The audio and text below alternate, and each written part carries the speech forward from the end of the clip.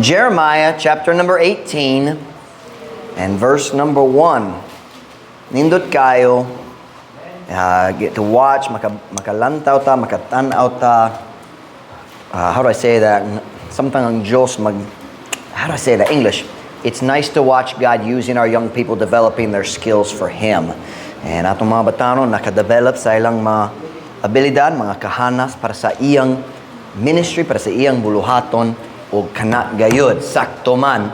And young people, the world is a waste of your abilities. Gamitan ang imong abilidad para sa Ginoo. And mausik gayud ang imong abilidad diha sa kalibutan. Jeremiah chapter 18 verse 1. Kung nasa amen? Amen. Tanamanindog palayog para sa pagbasa pulong sa Diyos. Jeremiah chapter 18 and verse number 1. The word of the Lord which came to Jeremiah from the Lord, saying, Arise and go down to the potter's house, and there I will cause thee to hear my words. Then I went down to the potter's house, and behold, he, the potter, wrought a work on the wheels. And the vessel that he made of clay was marred in the hand of the potter. So he made it again another vessel, as seemed good to the potter to make it. Then the word of the Lord came to me, saying, O house of Israel, cannot I do with you as this potter, saith the Lord? Behold, as the clay is in the potter's hand, so are ye in mine hand, O house of Israel. Sa dali pa mo ba sa Basaya, ganang kung magpaspot sa mga pulong dere. First, we see the word potter. Kanagi translate magkukulon. Kita na kasabot sa pulong kolon. Is that clay? Is kolong clay? Okay, so clay, kana ang lapok nga gamiton nimo magporma sa tao aron maghimo sa mga sudlanan. Sudlanan, di ba? Sudlanan. I feel like I'm saying it wrong. Sudlanan, sakto gyud. So, naay kolon, kana ang clay, dayon ang tao nga magporma sa kolon, kana ang magkukulon. So, let's read it in Visayan. Ang pulong nga miabot nga to ni Jeremiah gikan sa Ginoo nga nagaingon. Tindog ug lugsong nga to sa balay sa magkukulon. Lugsong, does that go down? Go down. Murag tungorang balay sa magkukulon doo sa suba. Asa makuha ang clay, doo sa suba, mora. Most of the time you get it from near the river. That's where you get your clay. Ang basa nga clay. So maglungsog magmuato sa manaog na, going down. Tindog lugsong nga to sa balay sa magkukulon, og dito ako mo pahinabo kanimo sa pagdungog sa akong mga pulong. Unya ako milugsong nga to sa balay sa magkukulon, og tanawa siya mihulma sa uskabuha nganha sa mga ligid. O ang sudlanan nga iyang gihimo gikan sa kolonon, so gikan ang pulong kolonon diri para sa clay. Nadaot diha sa kamot sa magkukulon. Maong nga siya mihimo niini pag-usab nga lain sudlanan. Ingon nga daw maayo ngadto sa magkukulon sa paghimo niini. Unya ang pulong sa Ginoo miabot nganhi kanako nga nagiingon. O balay sa Israel, dili ba ako makahimo diha kaninyo? Ingon niini nga magkukulon, nagiingon ang Ginoo. Tanawa, ingon sa kolonon diha sa kamot sa magkukulon. Ingon man kamo diha sa akong kamot o balay sa Israel. Title of my message comes from verse 3. He wrought a work. I-translate, siya mihulma sa usa ka buhat. The word wrought normally is the word do in English, but it means to make, gama, or buha, or himo, or diri, hulma, para sa idea magporma, nagporma siya. So they use the word hulma, siya mihulma sa usa ka buhat, or in English, he wrought a work. Maghampon ta, dayon ko mo makalingkod para sa mensahe karong buntag. Now, Father, would you please bless the message this morning? God, thank you for our faithful folks here. Now, Lord, I pray, God, you'd help my voice. I pray you'd help my cough. I pray, Lord, you'd calm the tickle in my throat so I can preach without distraction and interruption. Now, God, I need your help this morning. Lord, I pray, God, you'd fill me with your Spirit. I pray, Lord, you'd override my natural weaknesses. I pray, Lord, you'd help my blood sugar. But most of all, God, Holy Spirit, would you fill me? Would you give me a clear guidance and understanding of exactly what I need to say? And then, God, would you give your power? Would you speak to hearts, Lord, as I speak to ears? Holy Spirit, please use me this morning. I need you. Bless the message. Work in our hearts. I pray in Jesus' name. Amen. Pwede ka mo maglingkod. Ang Diyos nahigugma sa paggamit sa mga illustration, mga panaglitan, aron magpasabot sa mga kamatuoran. Sa tibok Biblia, makitaan na to nga ang Diyos ganahan maggamit sa panaglitan, mga butang nga familiar kaayo, siya mo gamit sa very normal, kasagaran, normal, natural, familiar things aron mo tudlo sa espirituhanon mga kamatuoran. Na mga tao usahay dili sa Baptist churches pero sa lain-lain church nga magsaway sa mga pastor, mga preacher nga kanunay magsulti ang mga stories. They say that pastor all he does is tell stories. Kanunay siya maggama mga panaglitan and that you shouldn't tell stories. But that's always been God's way. Si Jesus kanunay nagsulti og mga stories gitawag sambingay. Di ba? Mga parables. So ang tao mo, kana nga pastor, kanuna siya magsulti og mga story. Pareho ni Jesus. Di ba? It's always been God's method. Sa tibok Biblia, ang Diyos ganahan sa paggamit sa mga panaglitan. Ganan siya sa mga illustrations and pictures, mga hulagway. God loves that stuff. Throughout the prophets, makakita ta sa mga stories, and parang ako, buwang yun. Have you ever read some of the things God made the prophets do? Uban ninyo, wala pa nakabasa sa prophets, kay lasud masabtan. Did you know that God made Hosea marry a prostitute just to be an illustration? I don't want to be that illustration. Ang Diyos nagsugo ni Hosea, English, Hosea, nga magkasal sa babae nga prostitute gayud. Para sa panaglitan ra, aron mo pagkita, just like that woman, nagbiya siya, human sa kasal, pipila ka tuig, nagbiya siya, yung ngalan si Gomer. Magkatawa ko, matag time, muagi ko dito duo sa balay ninyo, na house of Gomer. And Gomer was the name of the prostitute in Hosea. And anyway, kini nga, si Gomer, nagpabili uban ni Hosea, pipila ka tuig, na sila'y tulukanak, dayon siya, nagbiya niya, og nibalik sa yung daan na andan, nibalik siya sa prostitution gyapon. Dayon ang Diyos nagsugot ni Hosea, balik lang ug mokuha niya dawata siya pabalik. Aron maghimo sa panaglitan, bisan ang akong katawhan nagsalikway kanako, bisan sila dali faithful kanako, ako mo dawat nila pabalik. Ako mo dawat nila gihapon. I don't want to be that illustration. But God loves illustrations. Have you ever read what God made Ezekiel do? Ang Diyos nagsugot ni Ezekiel, kinahanglan ka maghigda sa imong one side. I think 40 days on one side, and then I forget how many on the other. Hundreds. I think ang tanan hapit na 1 year. Basing nalimot na ko. But hundreds of days. God said, Ezekiel, maghigda ra ka, dili ka magtuyok-tuyok, one side lang. Dili hours.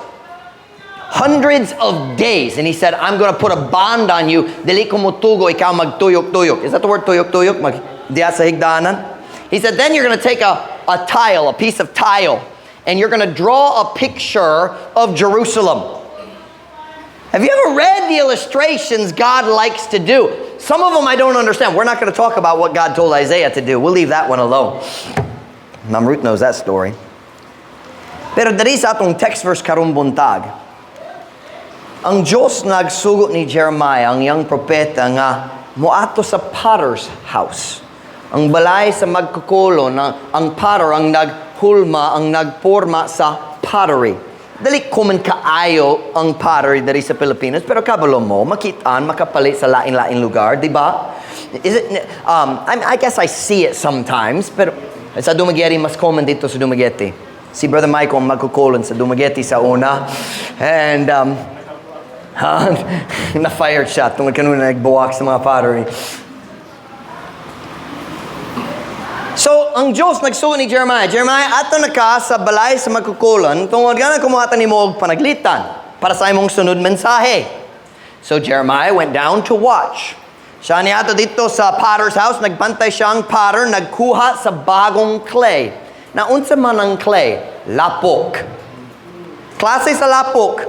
It's dirty, it's slimy, it's worthless. Why pulos? Diba? Hangtod, iporma sa potter, ang clay, walay pulos. It's kind of like us before Jesus finds us. Kanang atong kahimtang sa wala pa nakaplagan wala pa nakaplagan ta ni Jesus. Why pulos? Dirty, worthless for God and man.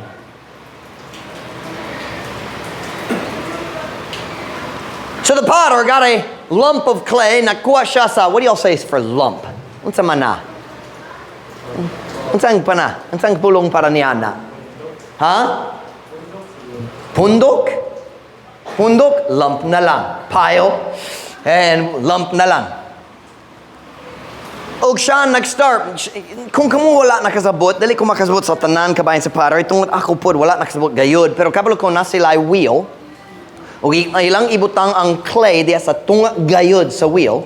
Dayon, na sila'y pedal, nag-press sa pedal aron magtuyok-tuyok. Sama sa daang nga sewing machine. Ang na-electric sewing machine po. Pero ang daan, mag-push ka aron magtuyok. Di ba? Si Ma'am Connie, makasulti na pa dito sa imong balay. Di ba? And, pareho-pareho niya na, magtuklod sa pedal aron magtuyok ang wheel. And then, samtang magtuyok, mag-add siya sa tubig, arong danlog na, o mag-start siya magporma sa clay, magahimo sa daghang laing klase sa sudlanan.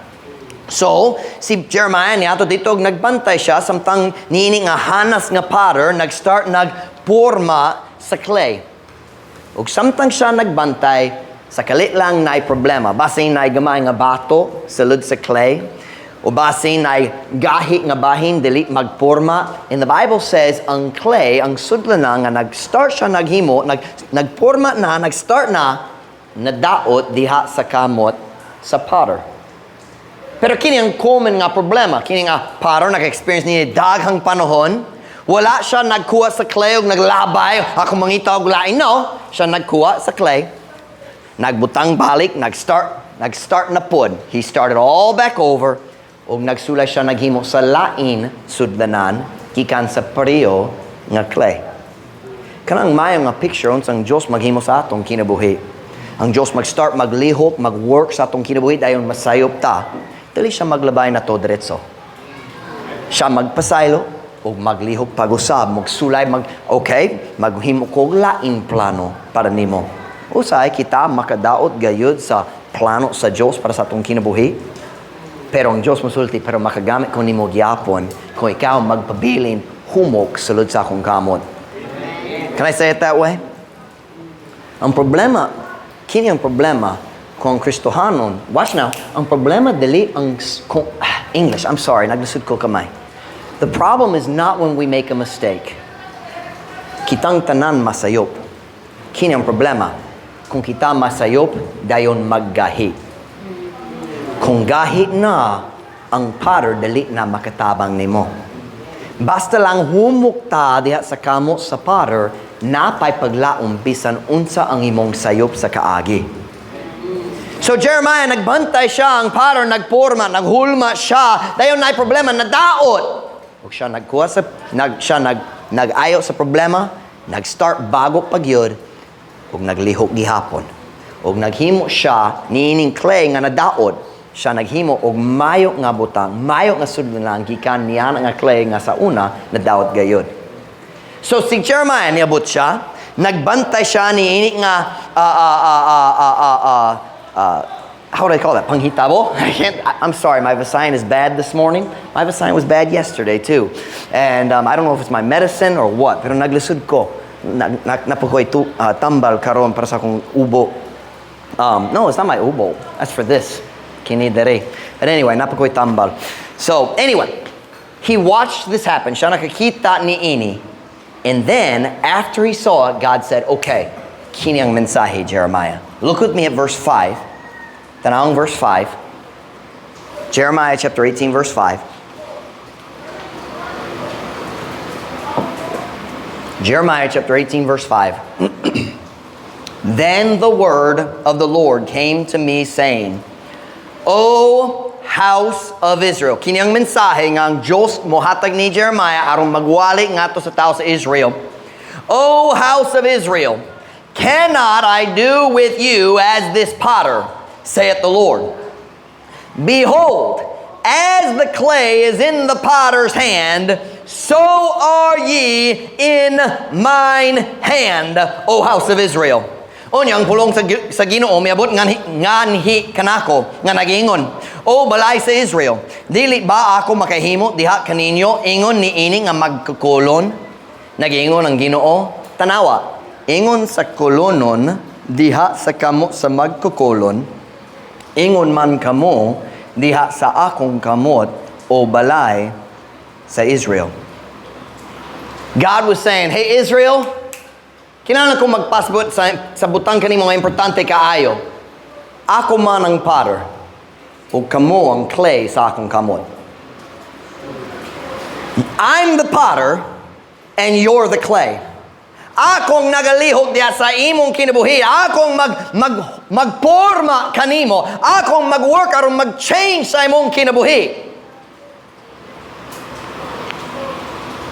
What God is saying to His people is, look, sama nga ang potter magsulay maghimo sa worthless clay.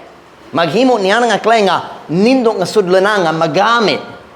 Naipulos. He says in the same way, I'm trying to make your life useful. Magsulay ko, maghimo sa imong kinabuhi nga mapuslanon para sa akong buluhaton. Are you listening to me this morning? Masabtan ba?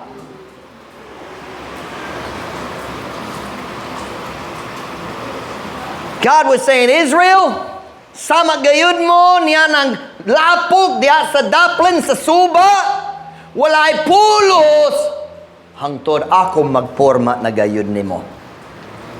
May I say, our lives are worthless until God changes them. God is saying to His people here, and I believe still today, ang Diyos magsulti sa mga tao, I'm trying to form your life so you can be useful. Magsulay ko, magporma sa imong kinabuhi, aron mahimong ka, mapuslanon. With that background, look with me if you would again at verse number 3. This is our text verse. Now we understand the story, the illustration, and the truth. Tanawon na to ang verse 3 pag-usab. Then I went down to the potter's house, and behold, he wrought a work on the wheels. Unya ako milugsong ato sa balay sa magkukulon og tanawa siya mihulma sa usa ka buhat nganha sa mga ligid. Okay, so mag-review ta. The potter is a picture of whom in this story? Kinsang potter? Kinyang hulagway sa Ginoo, sa Diyos, o ang clay, kanang picture ni kinsa? Kanato. So in our text first, I was reading and this phrase jumped out at me. He wrought a work. Siya nagkuha sa clay gikan sa gawas. Nagdala sa lud sa balay. Dayon diretso nag-start siya naglihok, nagporma, nag-work aron magpa-change sa clay. Are you with me? And the clay is a picture of whom? Ang clay ang picture ni kinsa? Kita. Do you know what that tells me? As soon as the potter brought the clay in the house, diretso, mag-start siya mag-work. You know what that tells me? Look at me. I want to give it's so simple. I struggled so much with this sermon yesterday. And God kept saying, nope, it's too complicated. Make it simpler. Nope, delete kana. Here's the truth I want you to understand this morning. Why did the potter work on the clay? Are you ready? Here's the truth. The potter was not satisfied with the condition of the clay. Ang potter wala natagbaw sa kahimtang sa clay. He looked at it and said, you need to be changed. Christians, listen to your pastor this morning. Wala ko'y labot kung bago pa ka naluwas sa last week or naluwas ka dugay na, ang potter maglantaw gihapon sa atong kinabuhi ug magsulti siya kinahanglan gayud ka pagausbon. If we didn't need the change, then the potter doesn't need to work. But the potter wasn't satisfied with the condition of the clay. Now watch, siya nagdawat sa clay, nagdalat sulod sa balay. Pero nga naman siya nagdalat sa clay sulod sa balay, aron pagausbon. Aron himuon nga mapuslanon. The potter wasn't satisfied with the clay's current condition. Now here's the message this morning. Naidaot ang pagtudlo nining kalibutan na. Kini ang pagtulog, dagang church diri sa dapitan magtulog niini. And some of you probably heard this lie. It is a wicked, dirty lie. Ang pastor mo tingdo mo sulti. Ang Diyos mo dawat nimo. Bisan unsa man ka. Dili siya ganan mo change kanimo. He'll accept you just the way you are. Do you know what they're doing? They are mixing, watch now, they are lying to you by telling you a half-truth. Say, Pastor Mike, dili bang Diyos mo dawat ka nato? Yes. Pero ang tao mo sulti, si Kristo, ang Diyos mo dawat siya nimo. How do I say that? Bisan unsa imong pagkatao, sakto na? Siya mo dawat nimo bisan unsa imong pagkatao. Dili siya ganan mo change kanimo. Ang unang bahid, the first part is true. He accepts us the way we are. The second part is a blatant lie. Something of blatant, bagag na wong. Walay kaulaw. Pero sila mag-connector kanilang duha sa mga, silang duha kauban, dili kauban.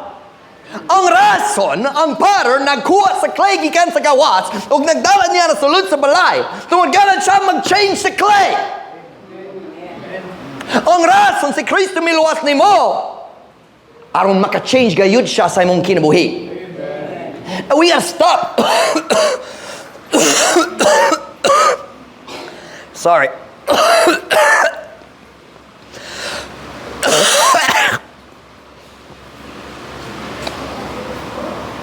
I'm sorry.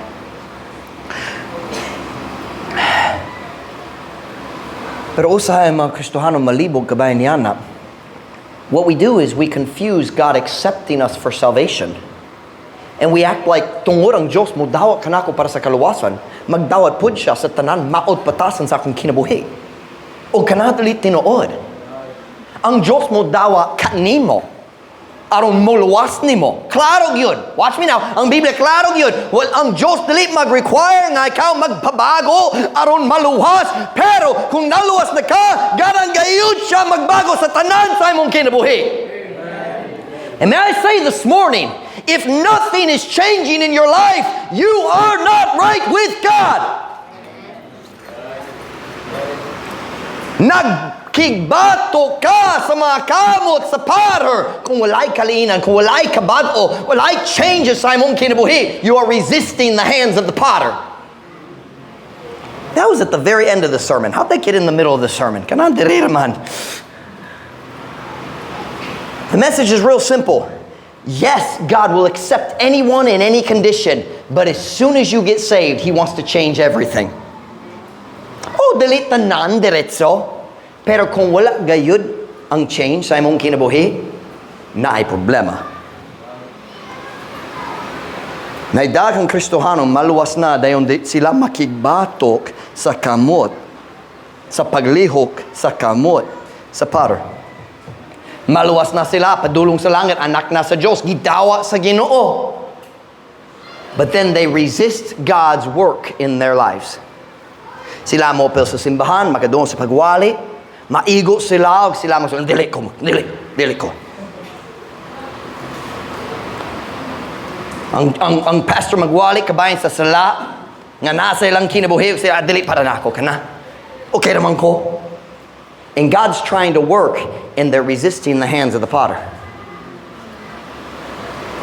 What I'm trying to say today is, don't confuse those two things. They're not connected. When someone says, God accepts you as you are, tinuod. That is true. Yes, God will save anyone.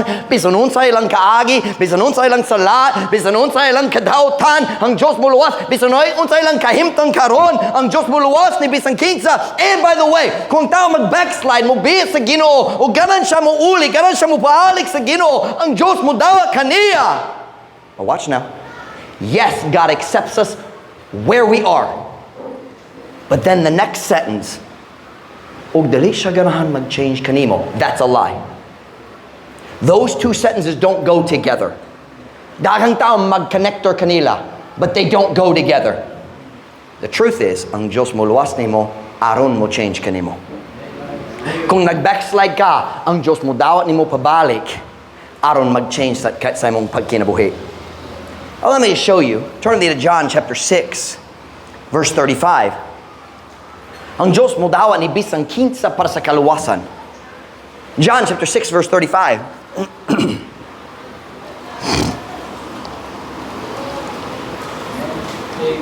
John chapter 6, verse 35.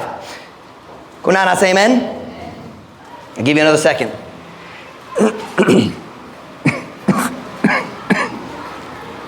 And Jesus said unto them, I am the bread of life. He that cometh to me shall never hunger. And he that believeth on me shall never thirst. Unsa na tong maluwas? What do we have to do to be saved? Kinahanglan ta mo to diha ni? Okay, so he that believeth on me shall never thirst. So siya nagamit sa idea sa pagkaon sa bread o sa pag-inom og tubig, siya nagamit niya nga panaglitan para sa pagtuo, para sa pagdawat sa kaluwasan pinagi sa pagtuo. Verse 36. But I said unto you that ye also have seen me and believe not. So na mga tao nga naminaw ni Kristo, nakakita niya, pero wala sila nagatuo. Verse 37.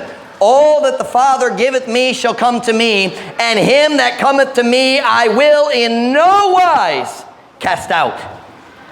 Ang tanan nga amahan nagahatag kanako, muari kanako, ug siya nga nagaari kanako, sa bisan unsa nga paagi dili nako isalikway.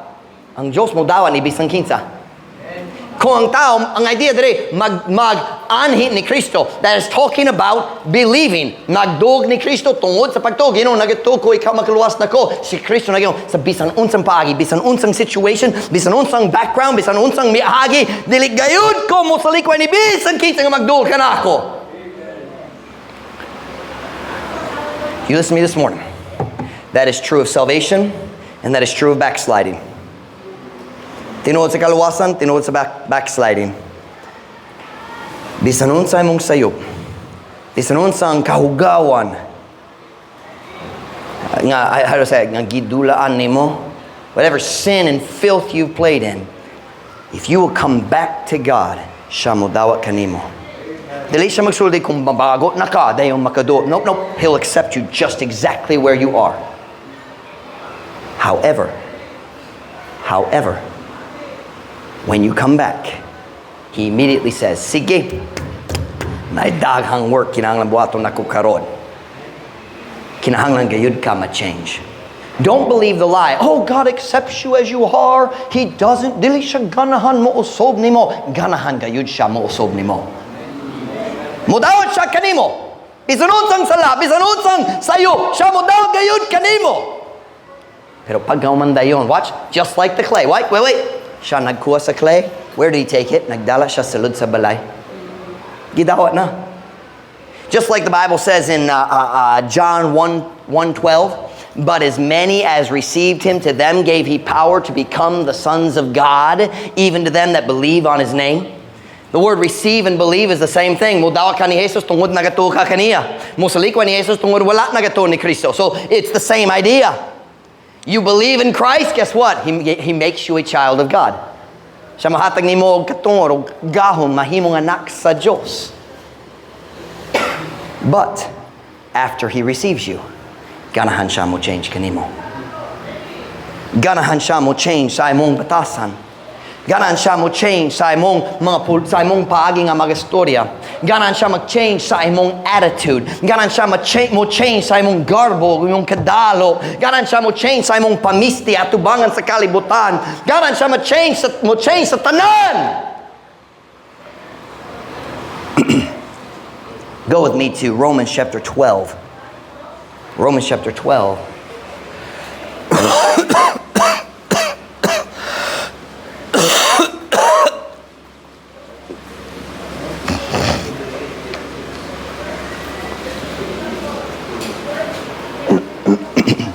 Romans 12, verse 2.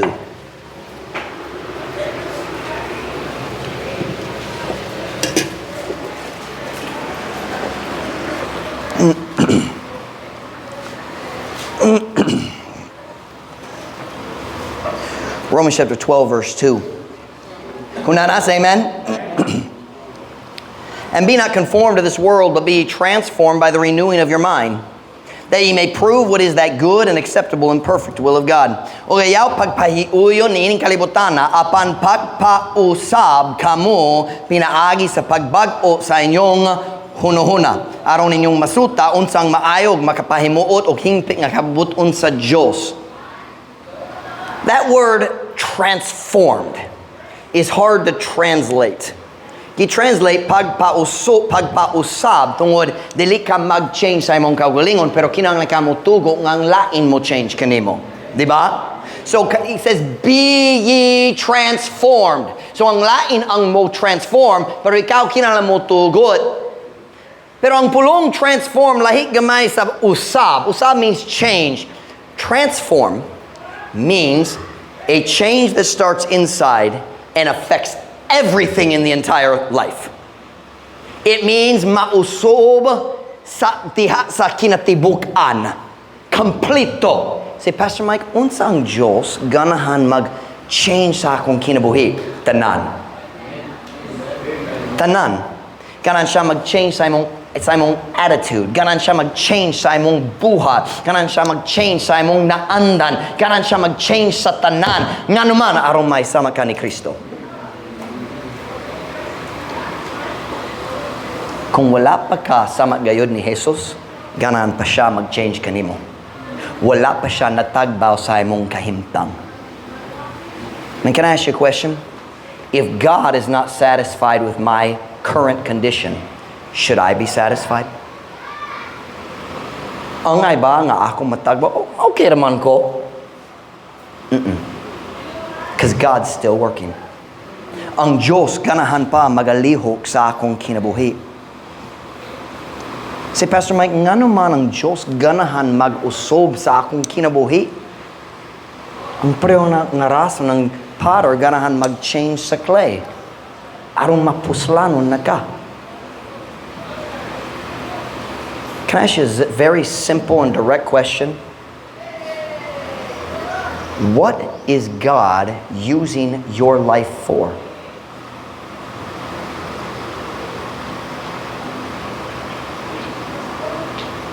Ang Diyos pa nagagamit sa imong kinabuhi? Unsa imong gihimo para Pastor Mike magsimba ko? Ang pagsimba dili ang paaging nga moalagad sa Ginoo. Ang simbahan maong lugar nga kita mo kat-on sa pulong sa Dios aron mogawas og moalagad sa Ginoo. Or usay mo alagad ta sa Ginoo sulod sa simbahan na mga area makatudo sa Sunday school makatabang sa lain area, but the truth is just sitting in church isn't serving God. Sorry, it's not. It's like kumopil ka sa basketball team na practice para sa game, but practice and games aren't the same thing. Diba? Ang simbahan mao ang practice aron makagawas ka og magkinabuhi. But our problem is we think, nagsimba ko, so matarong na. No. Magsimba tarong mukaton sa pulong sa Diyos, aron mausob ang atong buhat. Mausob ang atong attitude. You see, sometimes we think, wala ko'y dakong sala, so matarong na ko sa atubangan sa Ginoo. No. Kumusta mong attitude? Garboso ba? Dali masuko? Kumusta mong attitude? Kanunay magsaway, magchismis, kabayan sa uban?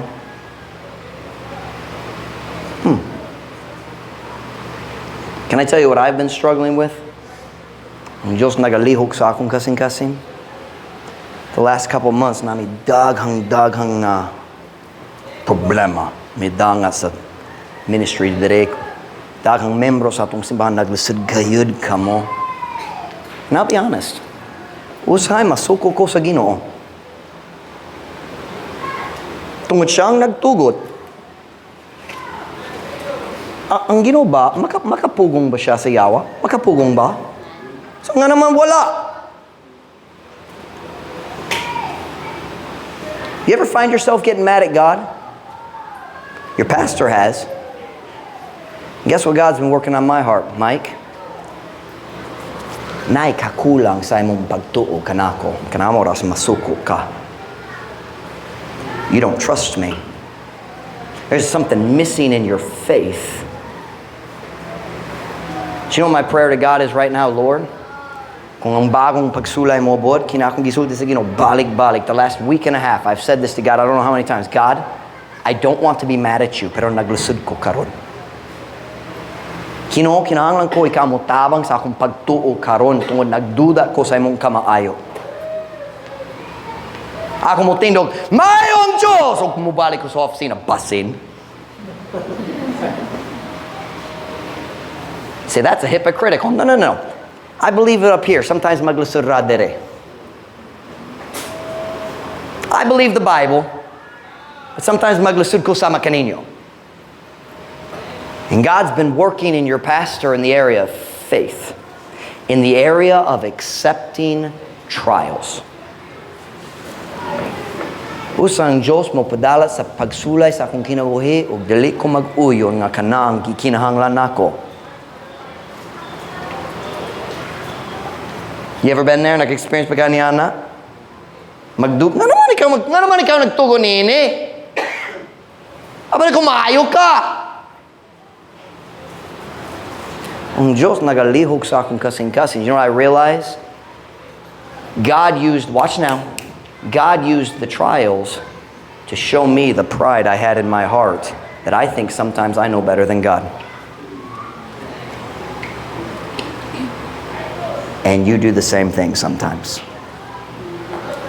Ang pastor mo tindog mo wali, makadungog ka sa pulong sa Diyos o ikaw maghuna-huna, dili ko kinang mauso. And you resist the hands of the potter. Can I ask you a question? What is God trying to change in your life? Matag panahon magsimba ka, bisan ang pastor dili magwali kabayan ni Ana, ang Diyos magtunog yapon nimo kabayan ni Ana nga butang. Don't you hate those? Ang pastor magwali kabayan sa gugma sa Diyos ug maigo ka kabayan sa laing butang. Bisan nun sa wali hon sa pastor, maigo gyapon ka. What's God doing to you right now? Stop resisting the hands of the potter. Undangi ang pagkibatok sa kamot sa potter. What is it God's trying to change in your life and you keep saying no? No. Like Paul, you're kicking against the pricks. Remember Saul? Jesus came to him and said, it's hard for thee to kick against the pricks, ang mga tunok sa balang espiritu. Siya nagtunok ni mo, nakibatok ka. What is it God's trying to change in your life and you're resisting? Unsay area? Unsay area? Uban ninyo, it's soul winning. God keeps telling you, kinahanglan ka magsangyaw, and you keep saying, sunod na lang.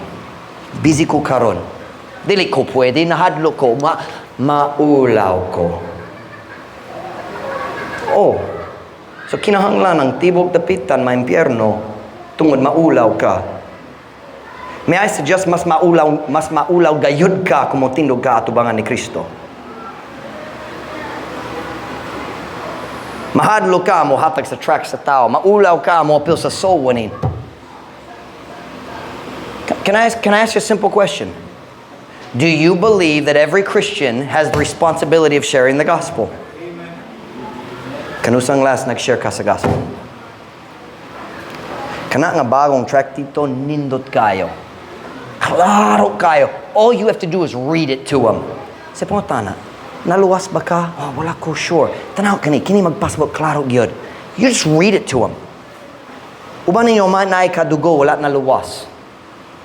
Parente, pangumangkon. Watch now. Ang iyong pangumangkon maminaw gyud kanimo. But some of you, the Holy Spirit every week is pushing. Nga naman dali ka mo appeal sa Soul Winning Power Hour. Ikaw magsulti, oh, di pwede ko. Okay? You're resisting the hands of the potter. Some of you girls, it's your appearance. Maulaw ka nga magsuot sama sa Kristohanon dito sa imong area. At tubangan sa imong silingan.